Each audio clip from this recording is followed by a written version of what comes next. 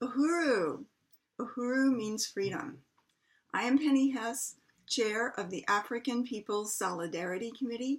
We are the white organization working under the leadership of the African People's Socialist Party that leads the Uhuru movement for the unification and liberation of Africa and African people everywhere. Our job in APSC is to organize other white people to raise reparations and to stand in solidarity with the liberation of African people. There's a lot of talk about the oppression and struggle of women right now due to the massive rallies and demonstrations that took place all over the country last weekend. So millions of people came out to the marches last Saturday. But if we really want to change conditions for women, we have to start with the reality that there are two Americas and two sets of conditions for women inside these borders. There are the conditions that white women face and the conditions faced by African, indigenous, and colonized women who are oppressed as part of their whole people. We want to say, first of all, that white women are oppressed by this system. Women and girls are sexualized in the system and in this country, and 1 in 5 white women are cutting ourselves up in voluntary surgery to look a certain way. Our bodies sell everything from cars to chainsaws. We live in a culture of rape and violence against women. This is a culture of rape and violence, though, that is the result of a system that is built on the enslavement of all African people, men and women, and on the genocide of all indigenous people and the theft of their land. The pedestal of slavery and genocide on which all of us white people sit, men and women, children and the elderly. It is on this pedestal that we have had the opportunity to struggle for our rights as women. And we have done this without ever acknowledging that there is no such thing as the oppression of women in general. African women are facing the reality of colonialism, the oppression of their whole people for the benefit of the oppressor nation, and that's us.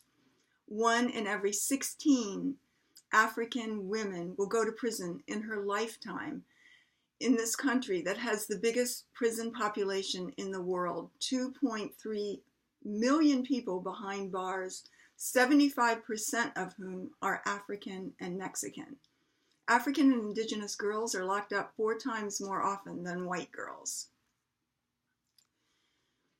White families have 22 times the wealth of black families in this country. African mothers by the hundreds are grieving the police murders of their children and their spouses, something that does not happen to us. Or African women are being murdered by the police themselves, like Sandra Bland or Corinne Gaines and many others, and this does not happen to white women. 37% of African children live in poverty compared to 22% of all children inside this country.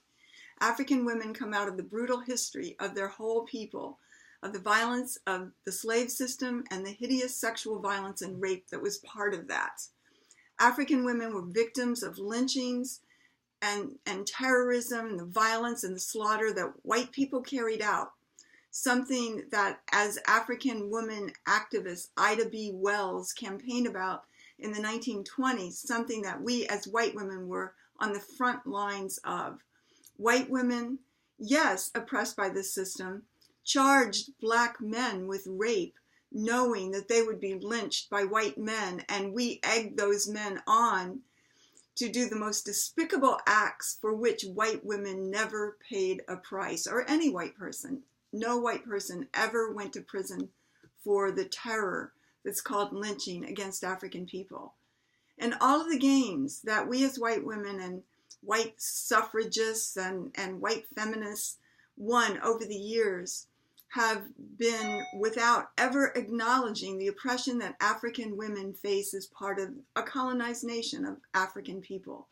Our white so-called heroines, such as Elizabeth Cady Stanton, did not want black men to get the vote because she said, quote, if we have to be under the leadership of men, it must be the noble white man. APSP is committed, the African People's Socialist Party, is committed to the end of the oppression of African women in the context of the struggle for the liberation of all African people everywhere. they live up to this commitment in their practice, and a large percentage of the leaders of the party are women. From the White Solidarity Committee, we want to see an end to the oppression of women, even for ourselves. But we are not going to get our rights at the expense of African people. We are not fighting to get to be women cops and women Marines so that we can murder Africans, shoot them down in the streets, or murder and be part of a U.S. invasion against peoples of the Middle East and other places in the world.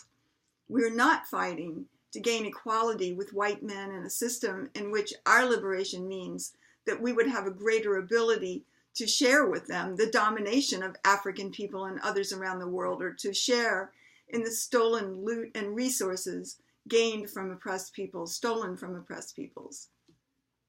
The only solution is an end to this system built on violence, oppression, and suffering of the majority so that we can have rights and prosperity. If we are against the oppression of all women, then we must stand in solidarity with African people to struggle for their liberation as part of their whole people. And we fight for reparations to African people for everything that we as white women have done to African women and men and children, and for the lifestyle that we have gained in an economy whose wealth and power are built on hundreds of years of stolen African freedom and labor. We say victory to African liberation. This parasitic and violent system of imperialism has to go. Reparations to African people now.